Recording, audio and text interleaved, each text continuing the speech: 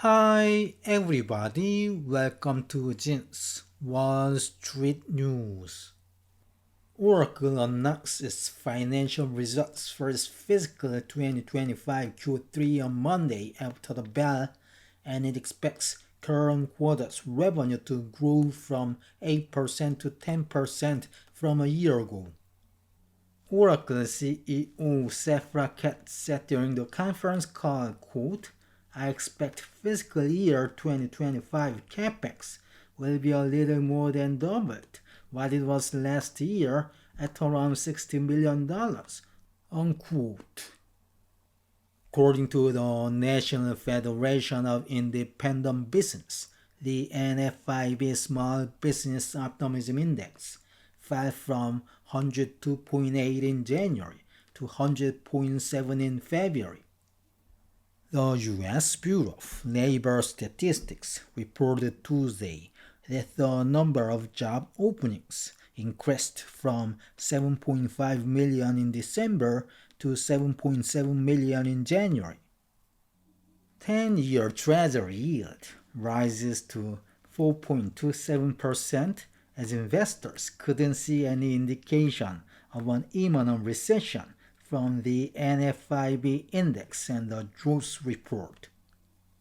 For the US stocks, S&P 500 5.76% and the Nasdaq Composite lost 0.18%. Oracle announced its financial results for its fiscal 2025 Q3 on Monday after the bell.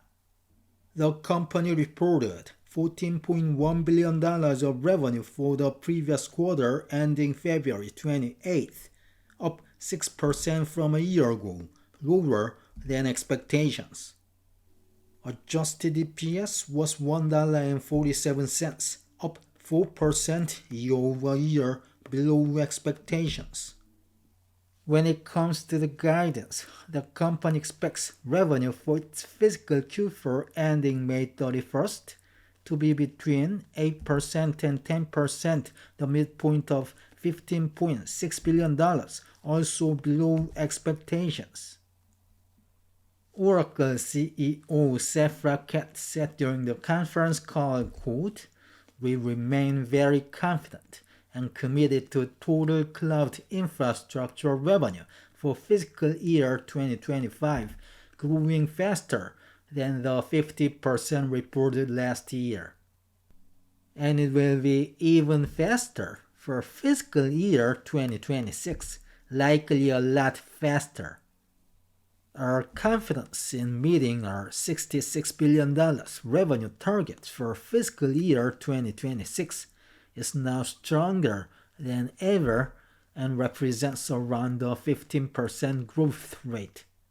More importantly, I now expect that our fiscal year 2027 growth rate will be around 20%, which is even higher than I previously guided.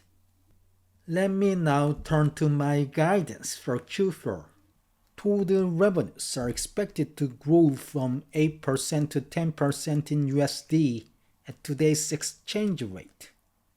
I expect fiscal year 2025 CapEx will be a little more than doubled what it was last year at around $16 billion. If you look back on February 25th, Dan Nias, the founder of Nias Investment Management, talked about Oracle's CapEx for fiscal 2025, quote, this implies $13.7 billion in CapEx, unquote. Then Oracle announced $16 billion in CapEx by the end of May 2025, higher than $13.7 billion investors previously estimated. According to the National Federation of Independent Business, the NFIB Small Business Optimism Index fell from 102.8 in January to 100.7 in February. The NFIB chief economist Bill Dunkelberg said, quote, uncertainty is high and rising on Main Street and for many reasons. He added, quote, those small business owners expecting better business conditions in the next 6 months dropped, and the percent viewing the current period as a good time to expand fell, but remains well above where it was in the fall. The U.S. Bureau of Labor Statistics reported Tuesday that the number of job openings increased from 7.5 million in December to 7.7 million in January, above the pre-pandemic levels. The job openings to unemployment ratio also rose from 1.09 in December to 1.13 in January, back to the pre-pandemic levels.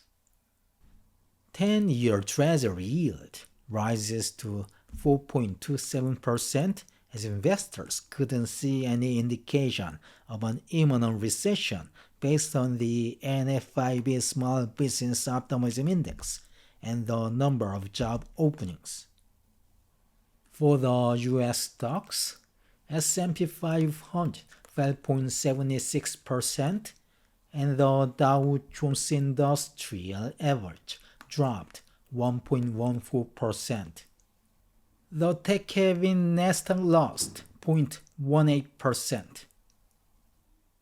AI-related stocks rose Tuesday as Oracle announced $16 billion of CapEx for its fiscal 2025 ending May 31st, higher than previously estimated.